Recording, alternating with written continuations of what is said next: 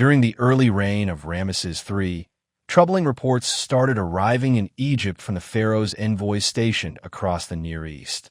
Along the entire eastern Mediterranean coast, cities were being overrun and set ablaze, ports plundered and destroyed, and entire nations were collapsing. Although coastal settlements had endured pirate raids for many years, this new wave of devastation was far more severe. The most alarming aspect was its suddenness. By the time local defenders could organize a response, the attackers had already landed. As Egypt watched helplessly from afar, once thriving cities and ancient civilizations were reduced to rubble, centuries of cultural progress consumed by flames. The first victim was the great seafaring city of Ugarit. Ironically, its downfall was due to its own generosity. Responding to urgent calls for help from neighboring regions already under siege, Ugarit's king had dispatched large military contingents to southern Anatolia. Its troops fought alongside the Hittites, while its navy patrolled the Lycian coast. However, in being a loyal ally, Ugarit left itself dangerously exposed. Its depleted defenses were no match when the invaders arrived.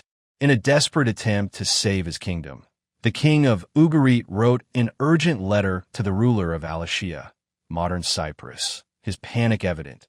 The enemy ships have already arrived. They have set fire to my towns and inflicted great destruction across the countryside. But it was too late. The clay tablet carrying this message was never delivered. It was later found in the very kiln where it had been fired, buried beneath the ruins of the ruined city. The once prosperous harbor city was destroyed, never to be inhabited again. Next to fall victim was Egypt's close ally, the Hittite kingdom.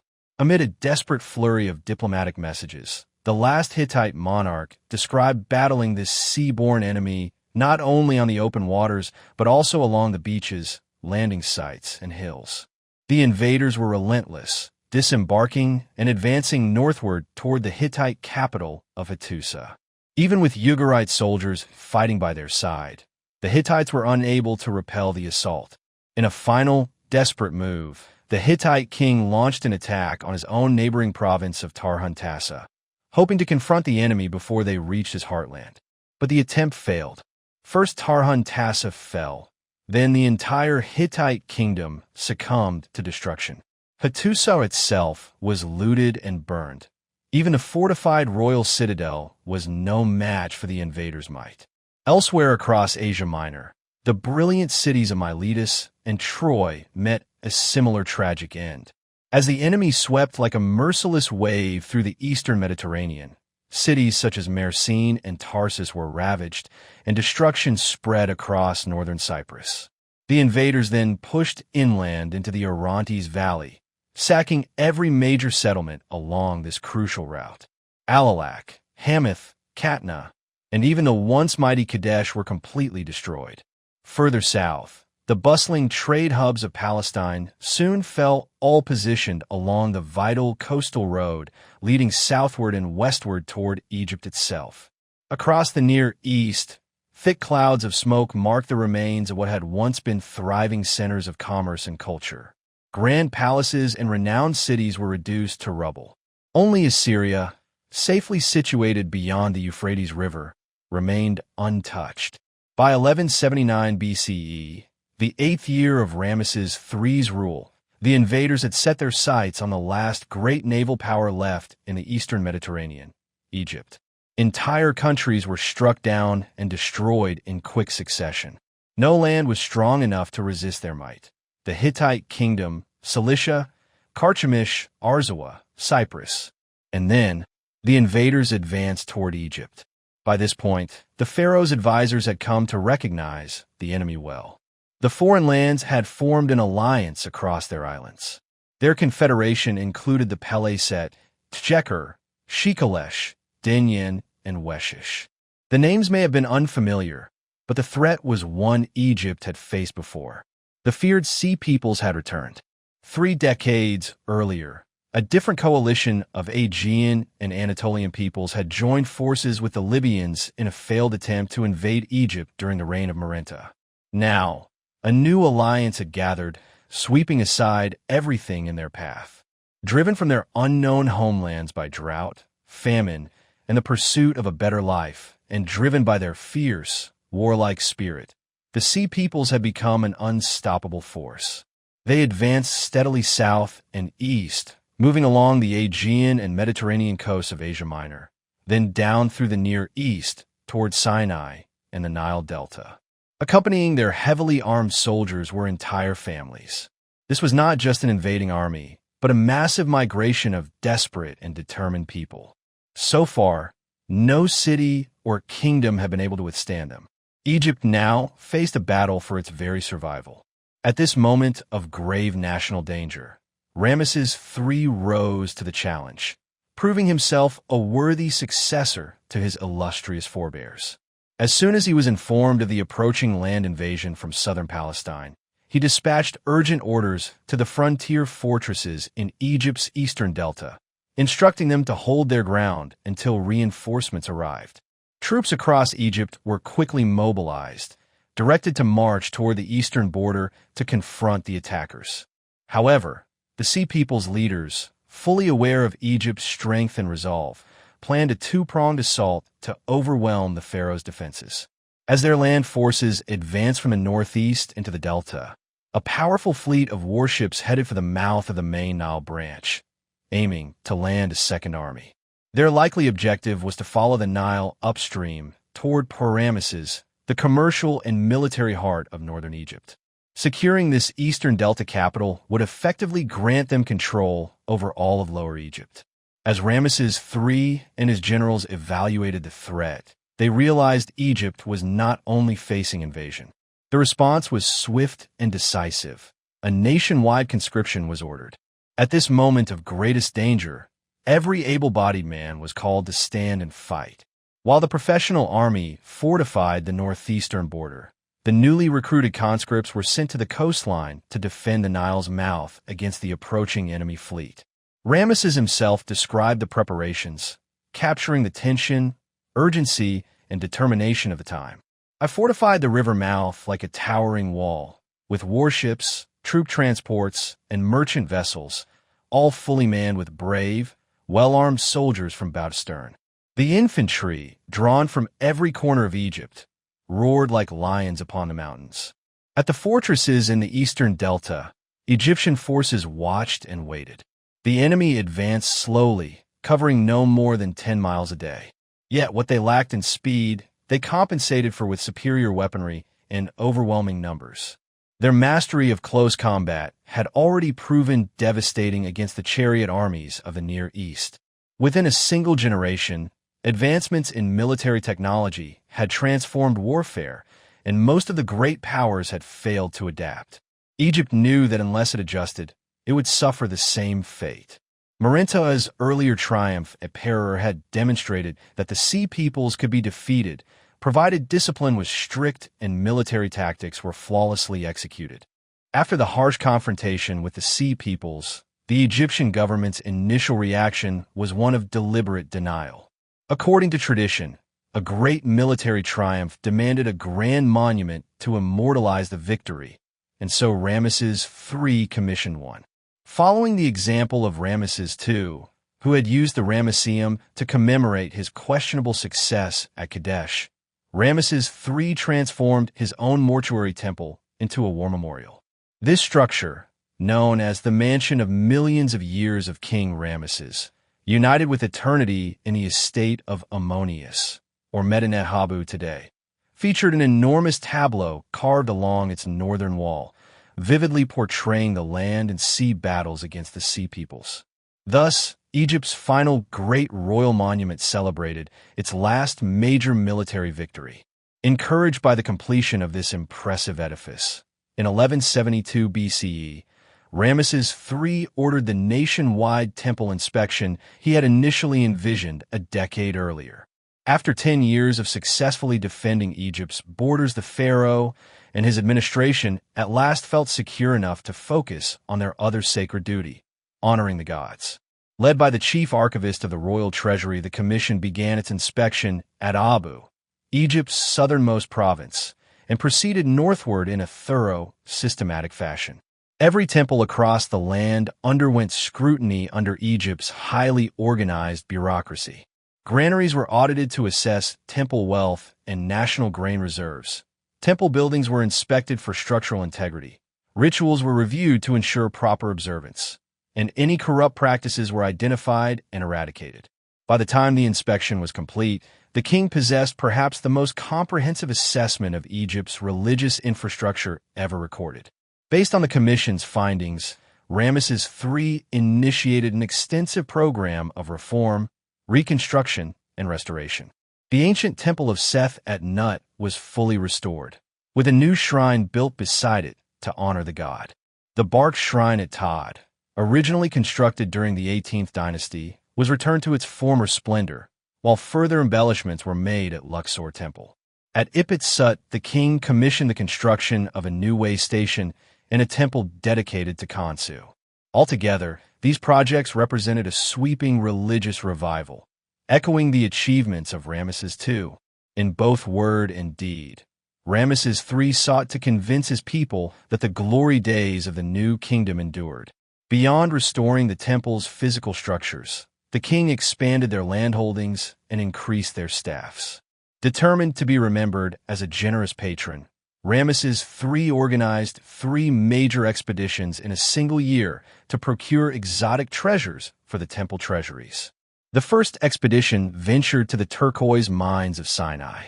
The second targeted the copper mines of Edom, located at Timnah, about 20 miles north of Eilat in a desert valley surrounded by hills. Although these mines had been exploited by Egypt during Ramesses II's reign, the decline of pharaonic power in the intervening years allowed the Edomites to regain control. Before mining could resume, Ramesses III launched a successful military campaign to subdue Edom, after which copper extraction recommenced. The newly smelted copper ingots were ceremoniously presented to the king on the palace balcony in Ramesses. The third and most ambitious expedition was a 2-month voyage to Punt, aimed at acquiring myrrh and incense for temple rituals.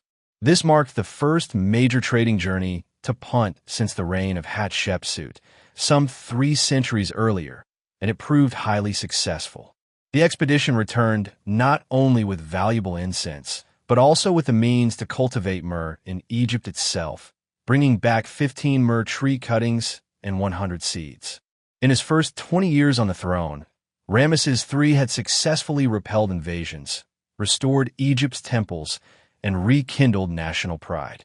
The royal court eagerly anticipated the king's upcoming 30-year jubilee, determined to hold a celebration befitting such a triumphant ruler.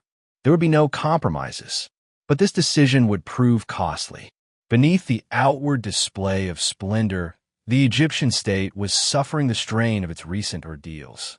The military losses from 1179 still cast a long shadow. Foreign trade with the Near East, disrupted by the Sea People's devastating rampage, had never fully recovered. Though the temple treasuries were stocked with copper and myrrh, their grain stores were dangerously low. Against this backdrop, preparations for the lavish jubilee placed an even greater burden on the country's fragile resources. The first signs of crisis emerged in 1159 BCE, 2 years before the planned jubilee. Among the state's workforce, none were more vital than the artisans responsible for excavating and decorating the royal tombs. Living with their families in the walled community known as the Place of Truth, these craftsmen enjoyed superior working conditions and generous compensation. So when their wages were delayed first by 8 days, then 20, it was clear something was seriously amiss. Their scribe and representative, Amenact, immediately appealed to officials at the mortuary temple of Horemheb. After some persuasion, they reluctantly handed over 46 sacks of grain as an emergency ration for the workers. But this was merely the beginning. The following year, as government attention became increasingly consumed by the approaching jubilee, the entire system for paying the tomb workers collapsed. This breakdown led to what would become the earliest recorded strikes in human history. The crisis erupted just 3 months before the grand celebration was due to commence.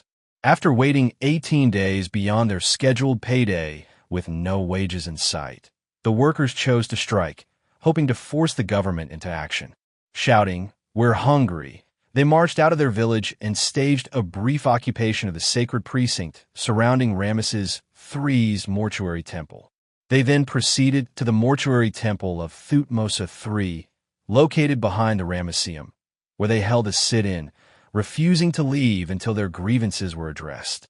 Flustered government officials from the Ramesseum came to meet the strikers, but had no authority to resolve the situation.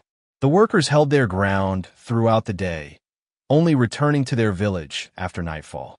The state's only response was an insulting delivery of pastries.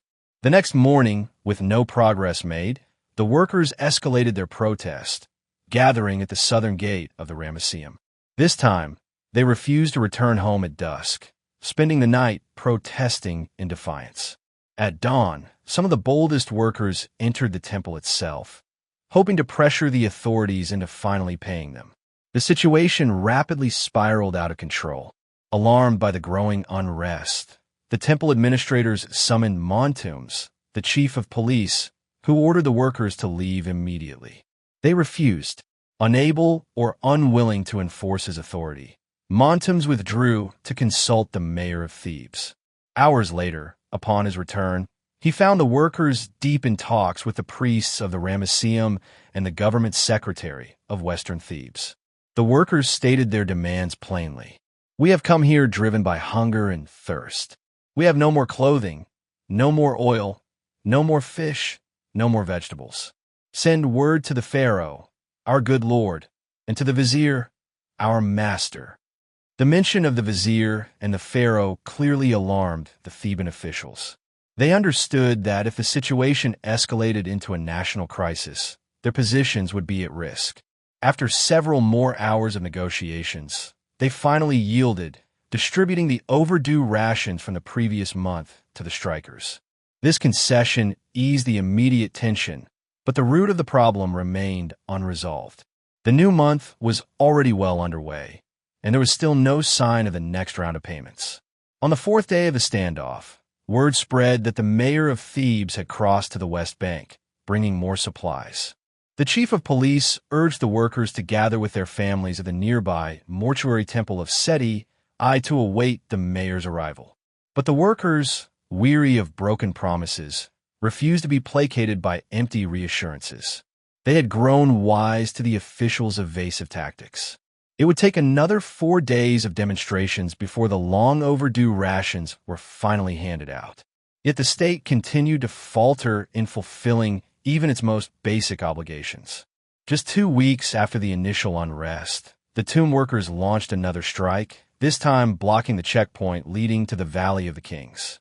The authorities, increasingly unnerved by these public displays of defiance, pressured community leaders to escort the strikers back to their village.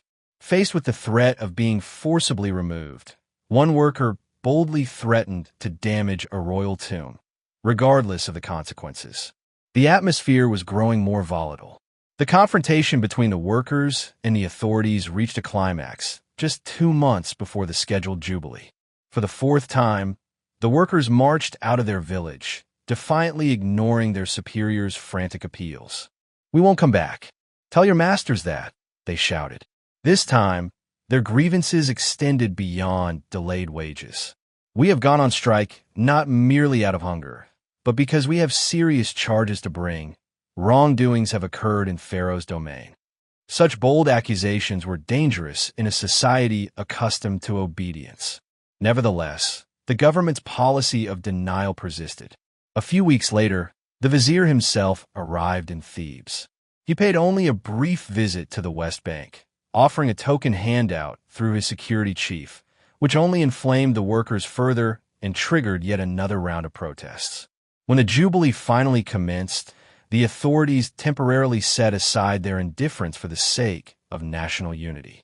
Appearances had to be maintained, and the king's milestone year had to proceed without incident. The workers were paid on time and in full. But as soon as the celebrations concluded, the system fell apart once more, leading to a pattern of recurring strikes. The rot at the heart of government was undeniable, and the trust between the state and its workforce was permanently damaged. Beneath the grand displays, Egypt's economic strength and political stability were steadily unraveling. In the private chambers above the gateway of his mortuary temple, delicate carvings depict Ramesses III in relaxed, intimate moments with various unnamed women from his household. The king sits comfortably in an armchair, playing board games with his youthful companions. They offer him fruit and murmur sweet words into his ear. "Here's to you, SES." The royal harem was a long-standing institution in Egypt, serving not only as a source of concubines for the pharaoh, but also providing accommodation and employment for his female relatives. The harem complex had its own estates, workshops, and administrative structure. In essence, it operated as a parallel court. Since the days of the Old Kingdom, the harem had been a breeding ground for intrigue. The confined atmosphere often fueled intense jealousies and rivalries among the king's many wives. With little to occupy their time beyond weaving and leisure, some of the more ambitious concubines nursed grudges, frustrated by the low rank of their children and eager to elevate both their own and their offspring's positions. Under a strong and capable king, such grievances were kept at bay, but when the kingdom faltered, the temptation to conspire grew stronger. By 1157 BCE, as the temporary glow of Ramesses III's jubilee faded, dark clouds loomed over Egypt. The pharaoh's health was failing, and the nation was spiraling into decline. In these desperate times, some saw opportunity. Within the seclusion of the harem palace, one of the king's secondary wives, the Lady Tai, chose to act. She confided her treasonous scheme to the harem's director and his scribe. Her plan was to eliminate the crown prince, Ramesses, and secure the throne for her own son, Pentaweret. The conspiracy quickly expanded, drawing in more members of the harem staff, and even individuals within the king's inner circle. With the head of the treasury and the royal chamberlain involved, both the pharaoh and his heir faced grave peril. The plot was intricate and sinister. While the chief conspirators worked toward the primary goal, the other harem women stirred unrest among their families outside the palace, aiming to incite the people and spark rebellion against their lord. One of the women even wrote to her brother, a commander of Nubian troops, seeking his support.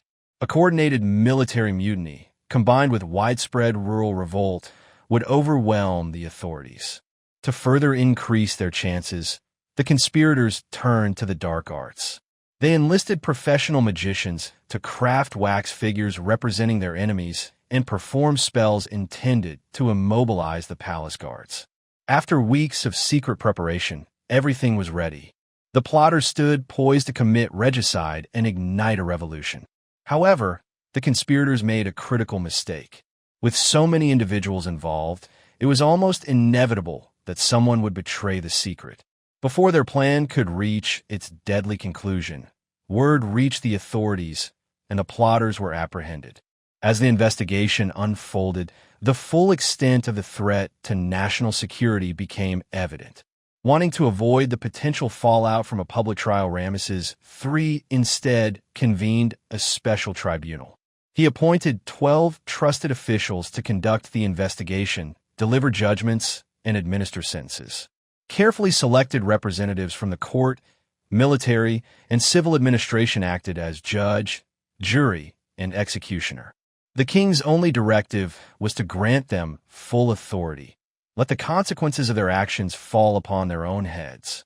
With such a mandate, the verdict was a foregone conclusion. Over the course of 3 trials, 38 individuals were convicted of treason. The main conspirators were allowed to take their own lives, some doing so inside the courtroom, others, including Prince Pentaweret, given the dubious mercy of ending their lives outside. All who were condemned were further punished symbolically. Their names were erased from monuments and altered in official records to ensure they would be denied remembrance in the afterlife. Thus, Kamwasit, arisen in Thebes, was renamed Binamwasit, evil in Thebes. Morira, beloved of Ra, became Mesetsra, Ra hates him, and Para Herwanamef, Ra is at his right hand, became Parakamenef, Ra blinds him. Lesser conspirators were spared execution but subjected to brutal physical punishments. Their noses and ears were cut off, marking them forever as criminals. Even those who had not actively participated but had failed to report the conspiracy faced punishment, as willful ignorance of treason was treated as complicity. In the end, to erase all traces of both the conspiracy and the tribunal, further charges were brought against members of the judiciary itself. 3 judges and 2 court officials were accused of secret dealings with the plotters. 1 judge was acquitted, but the remaining 2 were sentenced to mutilation. Conveniently for the state, they took their own lives before these penalties could be carried out. Once the tribunal's report was finalized, the authorities sought to bury the entire affair. But the scandal could not be easily forgotten. It exposed deep rifts within the ruling family and the government, highlighting divisions between different factions of the royal household, between the leadership's hopeful facade and the growing discontent among the wider population. The implications were ominous for the future of Ramesside Egypt. Whether from wounds inflicted by would-be assassins or from natural causes, Ramesses III died in 1156 BCE, only months after the conspiracy was uncovered. His death signaled not only the passing of Egypt's last powerful pharaoh, but also the crumbling of the nation's faith in its destiny. The unspoken pact between ruler and people was coming undone, and soon, the very structure of the state would begin to collapse. For the average ancient Egyptian, only 2 things in life were guaranteed: death and taxes. From the moment a child was born, the looming threats of mortality and poverty were ever present. Infant death rates were alarmingly high, and those who managed to survive childhood rarely lived beyond the age of 35. It wasn't merely poverty and inadequate nutrition that shortened lifespans. The unsanitary living conditions in towns and villages led to rampant waterborne and infectious diseases. Illnesses such as bilharzia, hepatitis, guinea worm infection, and amoebic dysentery plagued daily life. Those who didn't succumb to these afflictions often endured permanent disabilities or deformities. Vision problems were especially widespread, leaving many people with inflamed, damaged, or entirely lost eyesight.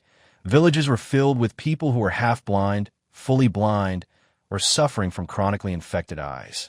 As if disease and premature death weren't burdens enough, the economic system and political structure of ancient Egypt ensured that most people lived in constant poverty. Even in prosperous times, a farmer's harvest barely provided enough for survival. If a peasant had been allowed to keep his full yield, he might have managed a modest living. But since, in theory, all the land belonged to the pharaoh, taxes were demanded for the privilege of working it.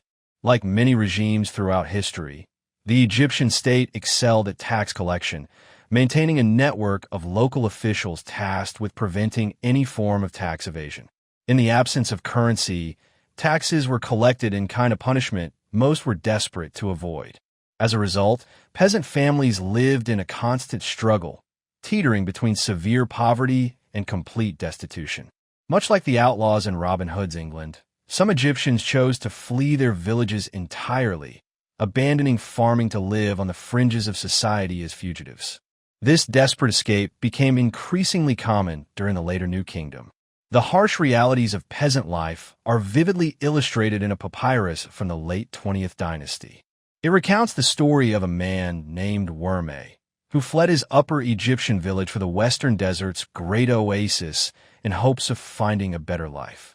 Unfortunately, he found himself trapped in even worse circumstances under a corrupt and indifferent mayor who wielded unchecked power over his people. Not only did local officials continue their ruthless tax collection, but they also enriched themselves by cutting the already meager rations allotted to the struggling peasants. As a result, while the bureaucrats grew wealthy, the common people suffered from hunger and deprivation. Though looked down upon by Egypt's educated elite, these countless agricultural laborers were the foundation upon which the entire civilization was built.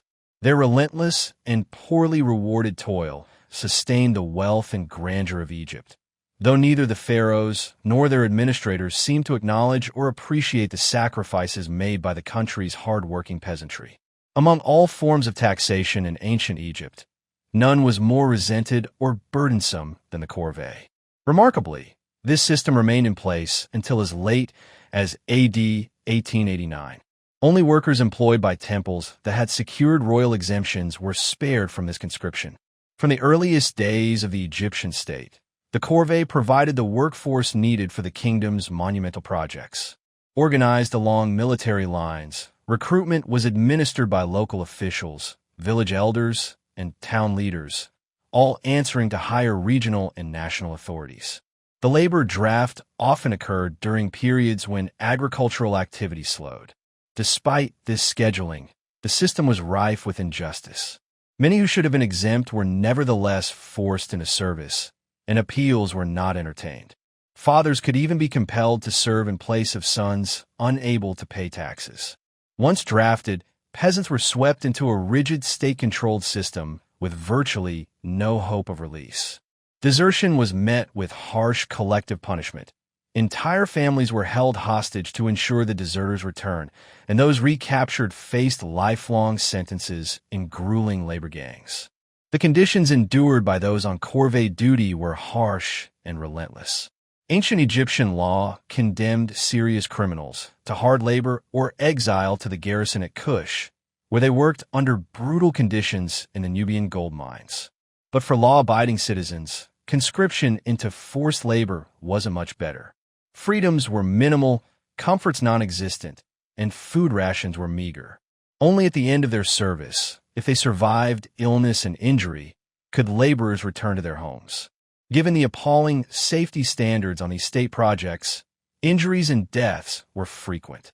The dangers of corvée labor came into sharp relief in 1153, early in Ramesses IV's reign, during an expedition to reopen the Wadi Hammamat quarries.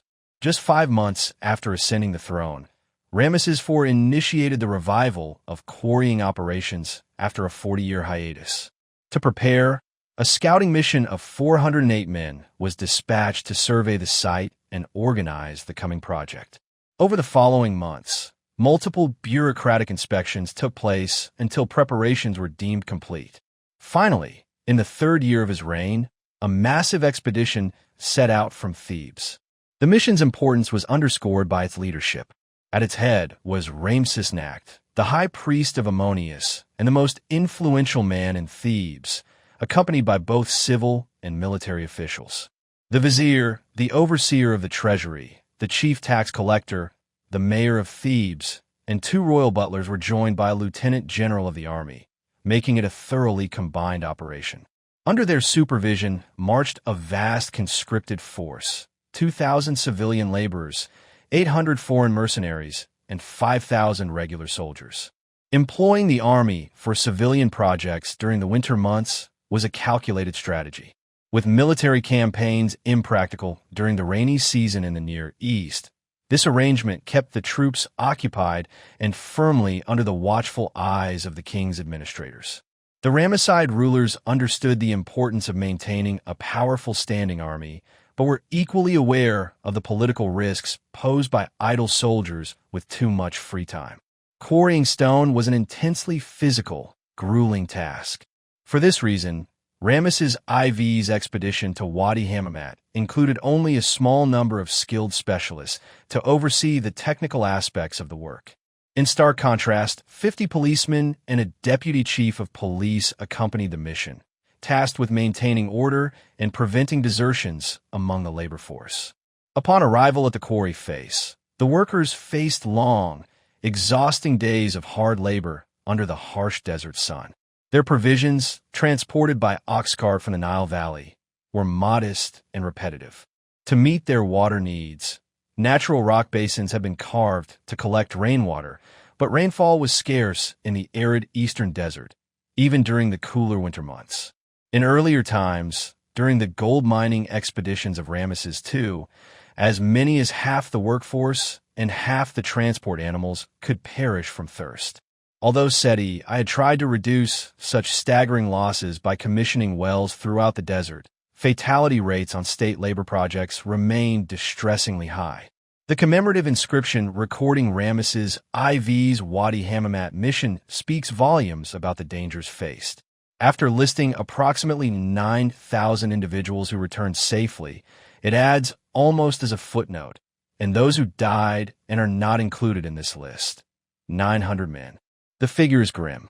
For every 10 men conscripted into corvée service, one could expect not to survive. Such losses were seen as neither exceptional nor calamitous. In ancient Egypt, human life came cheap. As undesirable as it may have been, forced labor was, at least in theory, part of the unspoken contract between the Egyptian people and their monarch. In return for their daily toil, the king was expected to uphold cosmic harmony, appease the gods, and ensure the nation's continued prosperity. Even among the weary and oppressed peasants, this exchange could still be rationalized as somewhat acceptable. But after the death of Ramesses III, Egypt's rulers failed dramatically to uphold their end of the bargain. In the wake of the turmoil surrounding his father's death, Ramesses IV looked forward to a brighter future, proclaiming that a joyful period has come about for Egypt. As a sign of his ambition for renewed glory, he modeled his royal titulary on that of his celebrated ancestor, Ramesses II, and even dared to request an even longer reign than his famous predecessor. In a stela dedicated at Abydos during the 4th year of his reign, he implored the gods to double for me the extended lifespan and the great reign of King Usermatris III, Ramesses II, the great god. Beyond longevity, every pharaoh's deepest hope was that his heirs would succeed him in an unbroken royal line. For Ramesses IV, this wish was intensified by his personal brush with danger during the infamous harem conspiracy that nearly cost him the throne. He pleaded of Egypt's chief deities that they should confer my great office on my heirs. Behold, the disaffected are the abomination of your majesties. His argument was clear. If he fulfilled his sacred obligations by adorning the gods' temples and increasing their offerings, they should reciprocate by granting him his wishes. But the gods were no longer listening. Upon his accession, Ramesses IV tried to win the favor of the workforce, constructing his tomb by distributing silver gifts and doubling their number from 60 to 120. Nevertheless, his own tomb ended up relatively small and unfinished. Despite his grand ambitions and enthusiasm for monumental projects, none of his temple commissions reached completion. Egypt's economy was faltering, and its administration had grown rigid and unresponsive. The resources and political will that had fueled the glory of the new kingdom were now lacking.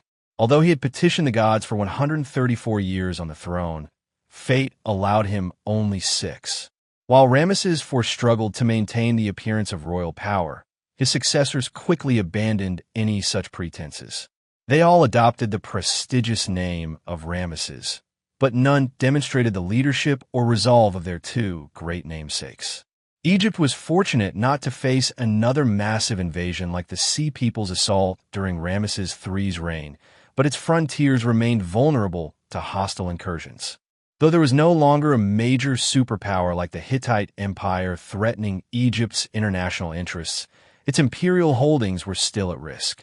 Yet the later kings showed little capacity or willingness to address foreign or security matters, preoccupied as they were with the escalating crisis within the country.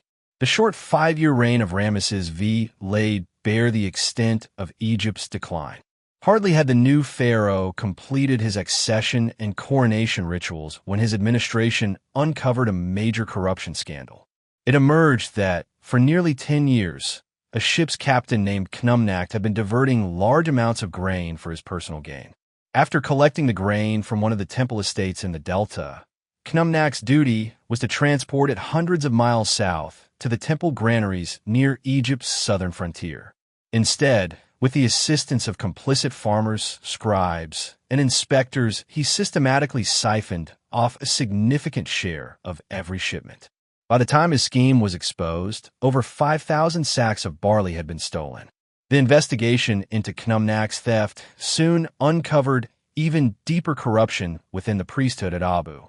One priest had not only plundered the temple treasury, but had also stolen calves belonging to the sacred Merwer, or Nevis, bull, considered a living manifestation of the sun god Ra. This was more than mere theft. Isolated from the royal seat at Ramesses and beyond the immediate oversight of central authorities, Officials in these distant regions had begun to plunder state resources with impunity, certain that their crimes would go unnoticed. It was a damning reflection of an administration so paralyzed that even its own officials no longer respected its authority. For centuries, centralized control of the Nile Valley, supported by reliable communication, had been essential to the functioning of the Egyptian state.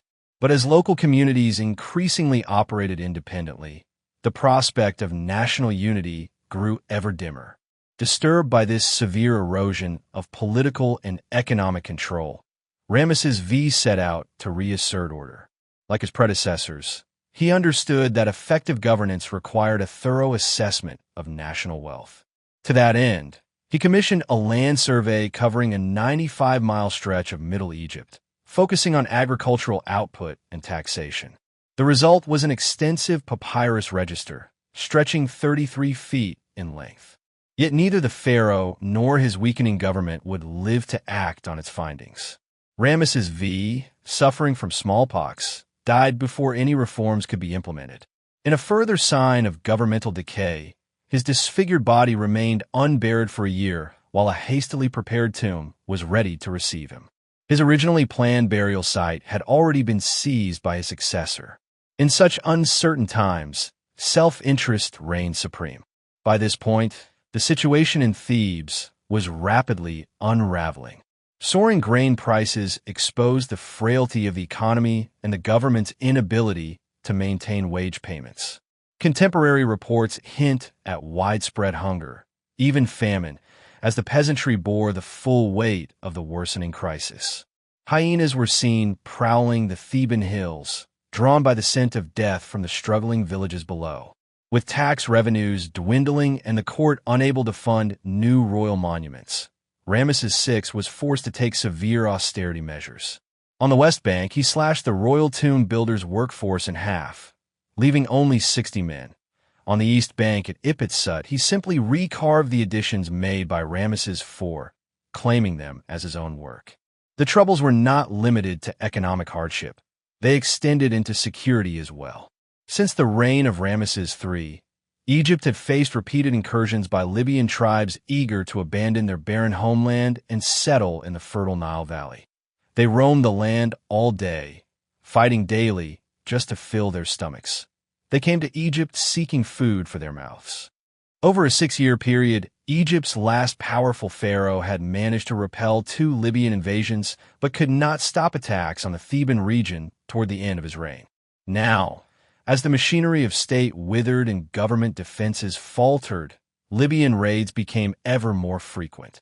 During Ramesses V's reign, work on the royal tomb was temporarily suspended as fearful laborers refused to leave home due to the enemy.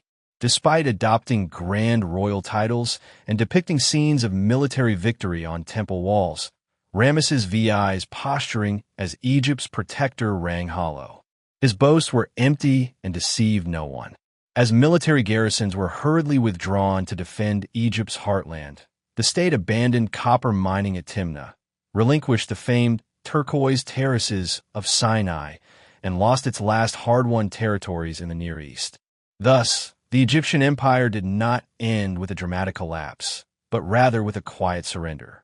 In just 4 generations, the mighty realm of the Pharaohs had been reduced from the supreme power of the Eastern Mediterranean to a weakened, vulnerable state.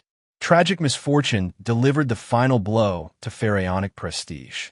In more stable times, a swift succession of rulers might have been weathered without consequence.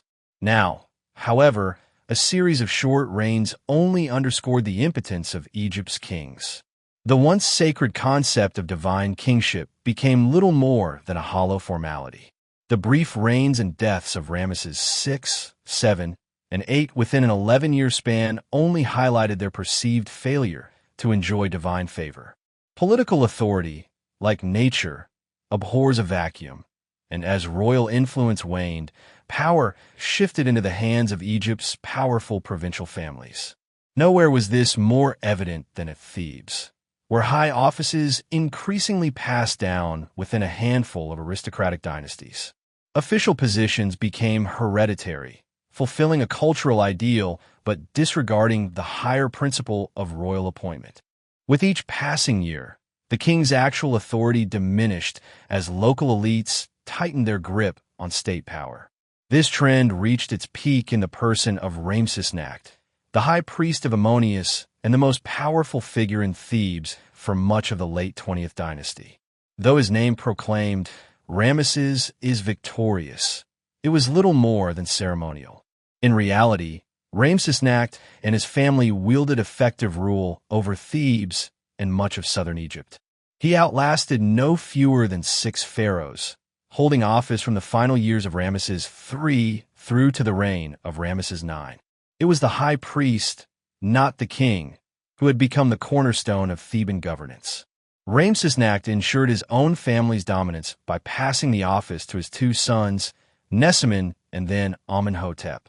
When Amenhotep commissioned his own image at Ipit-Sut, he had himself depicted on an equal scale with the reigning monarch. The sacredness of the royal tomb had always stood as a cornerstone of ancient Egyptian belief, deeply rooted since the earliest days of pharaonic rule. The prosperity of the land was seen as dependent on the will of the gods, whose favor was secured by the king's ritual duties. Therefore, the monarch's eternal survival and ongoing divine support were in everyone's interest. The royal tomb was not merely a burial site, but a gateway to the afterlife and a guarantee of the king's rebirth. As such, it held unmatched importance among the country's monuments.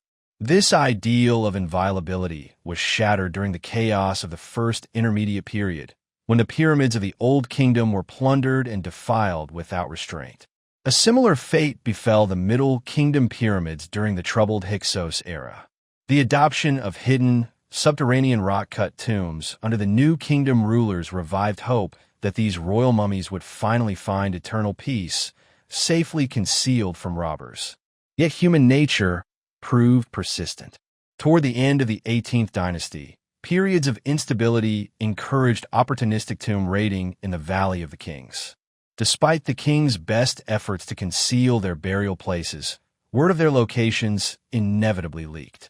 In response, Horemheb reformed the system, transforming the workmen's village at the place of truth into a tightly regulated, closed community. Gone were the casual laborers of earlier times. Instead, a permanent workforce was installed, bound by strict secrecy, with death as the only release from duty. In exchange for their loyalty and silence, the workers and their families were cared for by the state, enjoying steady employment, generous rations, and even the possibility of personal wealth and private tombs carved into the hillside. It was a pact of mutual benefit, designed to protect the royal tombs while rewarding those who guarded them. However, the strikes of 1158 marked a rupture in this long-standing agreement. As the state grew increasingly unable to meet its obligations, the workers' loyalty began to erode. If the government failed to uphold its end of the bargain, why should the workers continue protecting the state's most closely guarded secrets?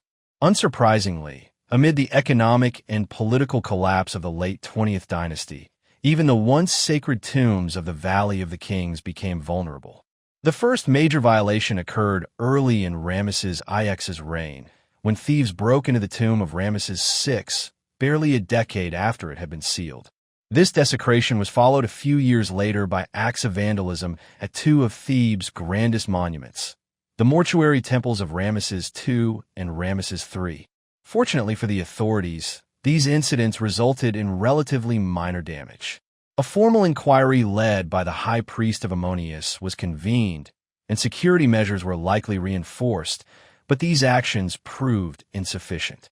Before long, the robbers struck again, this time targeting the less well-defended royal necropolis of the 17th dynasty, located behind the Ramesseum. The culprits required no reconnaissance. As long-standing residents of the workmen's village, they were intimately familiar with every detail of the Theban necropolis. One night in 1114, a stonemason named Amunpanifer led a group of accomplices to commit what would become a notorious crime. They entered one of the royal tombs, broke open the coffins, and unwrapped the mummies. They stripped the sacred remains of all valuables, We brought back the gold we found on the noble mummy of this god, along with his pectorals and other jewelry that adorned his neck. After thoroughly looting Sobkamsaf II's tomb of its treasures, the robbers coldly set the coffins of the king and his queen ablaze, reducing their chests of life to little more than smoldering ruins. It was an act of shocking sacrilege and profound blasphemy. The very workers once employed by the pharaoh were now actively eroding the very foundations of the state. Yet the thieves had no concern for the religious or political consequences of their crimes. Their sole focus was on their considerable haul, which far outweighed any state wages they were owed. When the theft was eventually discovered 4 years later, the government's response was limited to punishing the culprits and forming a royal commission to investigate the incident. But a royal commission meant little without genuine royal power behind it. Instead, the inquiry merely inflamed the simmering rivalry between Thebes's two most powerful civil officials. Leading the investigation was Passer, mayor of Thebes. While doing everything in his power to obstruct, it was Para, mayor of western Thebes, who controlled the royal necropolis itself. Each saw the investigation as a chance to strike at the other. Passer hoped to use the inquiry to assert his authority and humiliate Para, while Para was equally determined to destroy his rival's career. The commission's report, once it reached the government in Ramesses, must have made for grim reading. Out of 10 royal tombs inspected, only one remained undisturbed. Some had been partially looted, while others were completely ravaged. Faced with such devastation, the search for someone to blame became urgent. Initially, the investigation pointed the finger at Para, but desperate to save himself, Para marshaled all his resources, calling in favors and alliances. With the crucial assistance of Vizier Kamwasit, he succeeded in overturning the commission's conclusions and emerged unscathed. In the end, both Passer and the Vizier vanished from public life under mysterious circumstances. Para not only survived, but thrived. Meanwhile, the tomb robberies continued unabated. 3 decades later, following a string of high-profile thefts, Ramesses XI established a second royal commission. This time, in an effort to minimize corruption and concealment, the investigation was placed directly under the leadership of the vizier, acting as the king's personal envoy in Upper Egypt, assisted by the royal treasurer and 2 royal butlers. Though this move demonstrated the administration's seriousness, it was unprepared for the depth of corruption it would uncover. As before, many of the culprits involved in the tomb plundering came from the workmen's village. But this time, they had not acted entirely on their own. The investigation exposed widespread negligence and collusion among both state and temple officials. Some officials had deliberately ignored the crimes unfolding around them, while others actively participated, sharing in the loot. One suspect protested his innocence, claiming, "I saw what happened to the thieves during Vizier Kamwasit's time. Why would I risk seeking such a death?" Yet the commission found his denial unconvincing. Another thief, however, confessed immediately, admitting that he and 4 accomplices had looted a tomb of its silver vessels and divided the plunder among themselves. The tribunal, suspicious of his voluntary confession, ordered him to undergo examination with the stick, birch, and screw. Despite the beatings, he initially maintained his account. "I saw nothing else. What I've said is all there is." But after further torture and the threat of more, he finally relented. "Stop, I'll talk." A bit of physical coercion quickly loosened his tongue. As the investigation widened, more prominent conspirators were exposed. A particularly brazen theft had targeted the great temple of Amuniasare at Ipit-Sut, perhaps the holiest site in all of Egypt and the very core of the regime's divine authority. Further inquiries revealed that the temple's own chief guard had orchestrated the robbery. The findings were sobering. Corruption now permeated every layer of both the priesthood and government. In Thebes especially, repeated Libyan incursions, combined with famine and starvation, had shattered law and order. People no longer felt safe, whether physically or financially. Faith in the state's ability to protect or provide for them had vanished. Nor did they fear the government's capacity to restrain them or prevent acts of lawlessness. After 5 centuries of stability, Egypt's mighty state apparatus was rapidly disintegrating. The nation teetered on the edge of chaos.